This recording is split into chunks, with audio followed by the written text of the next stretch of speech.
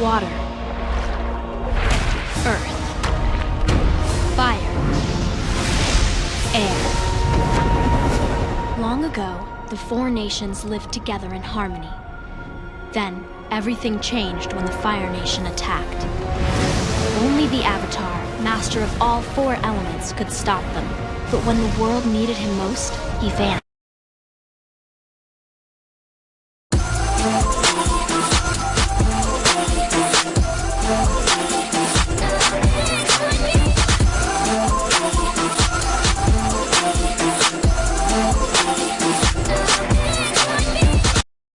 Avatar: The Last Airbender, one of the best, if not the best cartoon to ever exist. Wait, didn't I do this already? Avatar: The Last Airbender is one of the best, if not the best cartoon to ever exist. Oh yeah, I did. To be honest, there's not much that I can add to this introduction. I kinda had to hope that the opening gag could carry me through this. I know this introduction is going to be shorter than they normally are, but I don't want to try and force creativity because that's never a good thing. That'd be like if I destroyed a cart of cabbages for literally no reason. No, I'm not going to cut to me doing that. What I am going to do is begin the review for Avatar: The Last Airbender, The Burning Earth. By the way, make sure you watch my first Avatar: The Last Airbender review in case you haven't already. That way you can get a little bit more inside knowledge as to some things that I mentioned in this review, because some things do go back to that review in terms of references.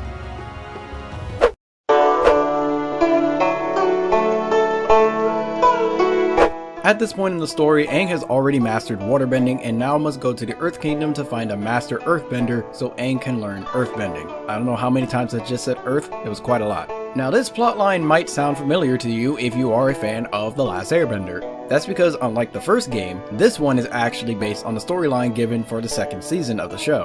And I don't really want to say too much because there's always going to be someone who's new to the Avatar series, and if you are watching this video and haven't seen the show, what's wrong with you? But in all seriousness, go watch Avatar: The Last Airbender. It's one of the best cartoons ever.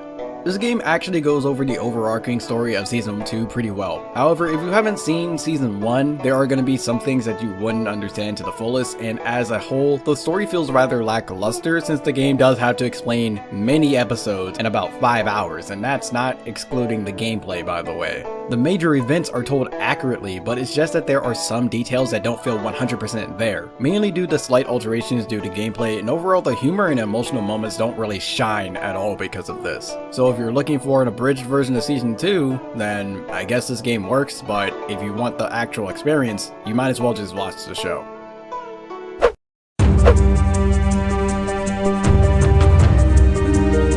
This game is on an equal level of presentation with the last game. However, it's not for the same reasons. This game does some things better, but also does other things worse. For better, the beginning of some levels give the book/chapter introduction that the show is also used for a loading screen.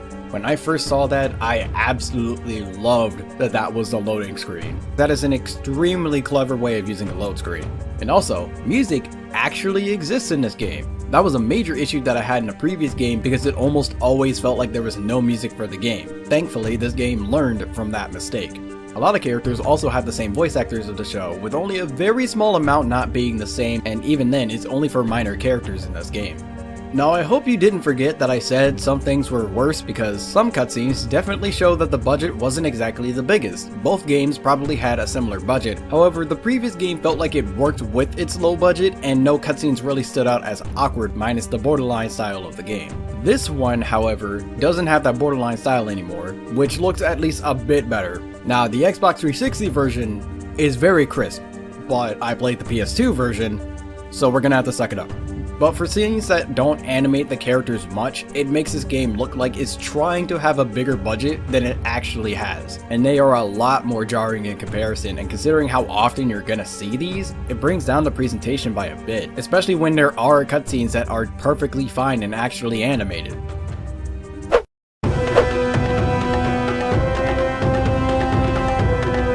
In each area of the game, you control a party of 2 people.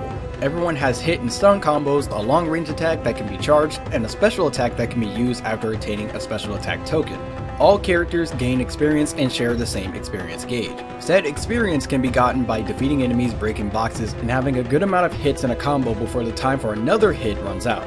When enough experience is gained, all characters get a power point, which can be added or taken away from a person's skills, which there are 3 of. Combos, which as you can imagine, adds more combos for you to use as that character.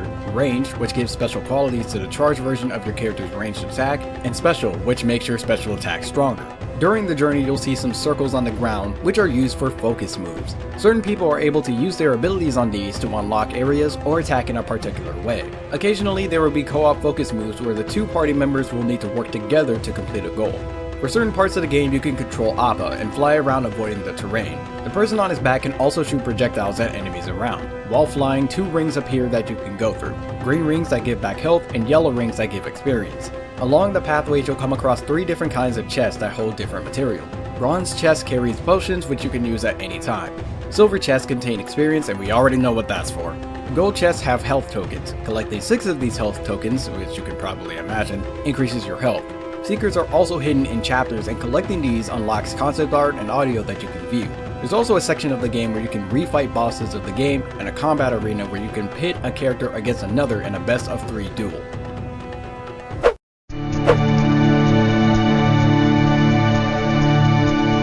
General combat is way more fun in this game than the last, since it feels like my attacks are really powerful. It also helps that there was music that actually felt like it was there to help actually bring me into the game. Again, that was one of the biggest issues that I had with the last game. There's also a decent variety of characters to play as. Of course you have Aang, Katara, Sokka, and Toph, but you even get to play as Jet, Momo, and Iroh. I won't lie, this game makes me want a 3D arena fighter for Avatar. That just sounds like it has potential, and the fact that the combat arena exists proves that there are some people that want this to be a thing. Using focus moves also feel like they take way less time and are more seamless than how they worked before with the little minigame segment, which to be honest was more annoying than anything else. Appa also controls rather nicely in this game. I was kind of afraid that he wouldn't, especially since he doesn't have that many segments in the game where you control him to begin with, but thankfully, everything worked out just fine.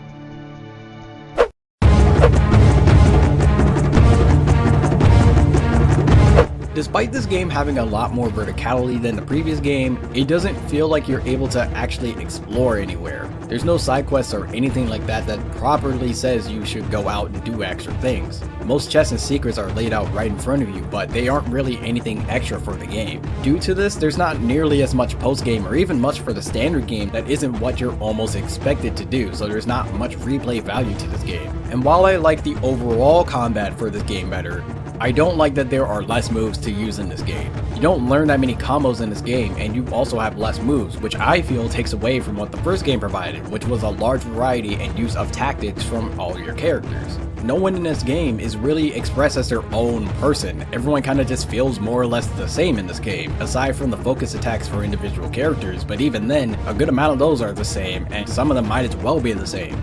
Also, this game is really glitchy. I had a time where Aang literally just turned invisible for a boss for no reason, in a time where battle music from regular gameplay took over all the audio in a cutscene I walked into.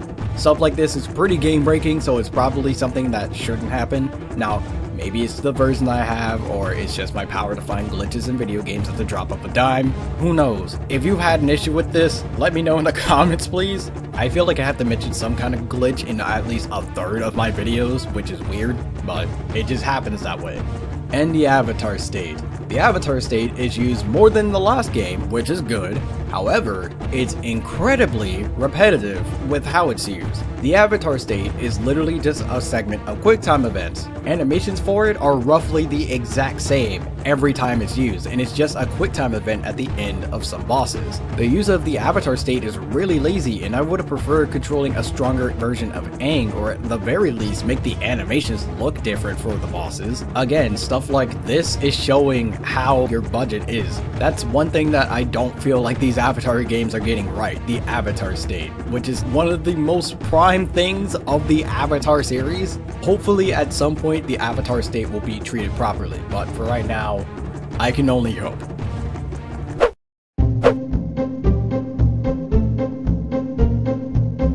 For me, there's not any other single player content. I wouldn't play the combat arena by myself other than for this review, and refighting bosses doesn't really do anything for me, mainly because they're not stronger in any way.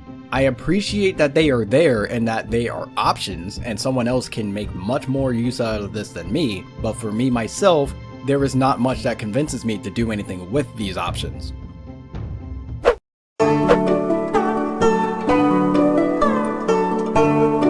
I like this game more than the last one. In fact, 100% of the time, I replayed this game over the first one, but only slightly. Overall, the gameplay is better, but when you try to look at this game at a further level, there's a lack of extra worthwhile content, and when you look at the content that the first game provided with all the side quests and the other optional stuff that you could do, there's not much else that this game gives over the first one, and that's mostly for me. I could be completely wrong on that. I just feel like this game could have done more than what it did.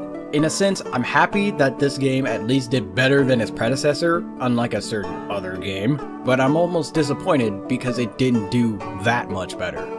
What's going on, my fellow residents? It's me, TheFrozenCavern, and thank you guys for making it to the end of this video. I figured I should continue the trend of sequels to games that I did last year, because why not? I feel like it's a pretty appropriate time to do it now, but the only Avatar game left for the original series is Into the Inferno, and that one will take more time to do, mainly because I have to find it or buy it, and I have not managed to find a copy of Into the Inferno in like any form of game store or anything like that. I found the original and the Burning Earth, but I haven't found Into the Inferno yet, so I'll have to look for that at some point, but for right now, be patient with that.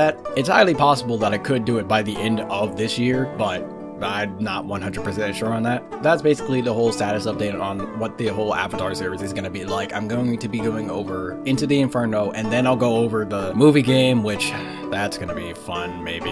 And then I'll go into the Legend of Korra stuff, because that's really it for the Avatar games. But regardless, make sure you guys go into my description, because all of my social medias are there. My Facebook, Twitter, Instagram, and Discord are all in the description, so you can go to all of those, and that way you'll be notified of whenever I upload another video, or whenever I have content ideas or anything like that. So again, make sure you guys go into the description, follow those, and that way you'll be up to date on my stuff. But if you enjoyed, don't forget to like and subscribe, as well as share this video out with friends and family. But until the next video, take care.